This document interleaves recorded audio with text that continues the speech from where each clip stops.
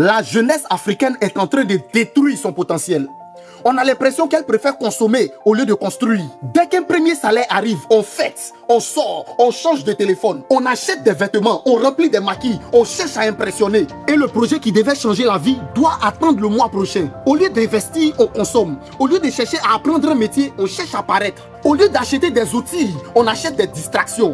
Au lieu de chercher à préparer demain, on dépense pour aujourd'hui. Au lieu de chercher à bâtir un patrimoine, on bâtit une réputation de grands dépensiers.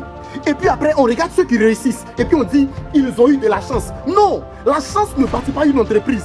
La chance ne bâtit pas une maison. Ce sont les décisions répétées qui changent une vie. La bière ne construit pas une famille, c'est l'épargne. Ce n'est pas le maquis qui construit un avenir, c'est l'investissement. Ce ne sont pas les sorties qui bâtissent un patrimoine, ce sont les sacrifices. Ce n'est pas le téléphone le plus cher qui crée la richesse, ce sont les compétences. Ce n'est pas le matu vu qui nourrit une génération, c'est le travail. Ce n'est pas être à la mode qui change un pays, c'est la discipline. Imaginez seulement qu'une partie de l'argent dépensé chaque week-end servait à construire l'avenir, à lancer un petit commerce, à acheter un terrain, à financer une formation ou bien à créer une activité. Combien de familles auraient changé de niveau dans 10 ans? J'aime profondément la jeunesse africaine.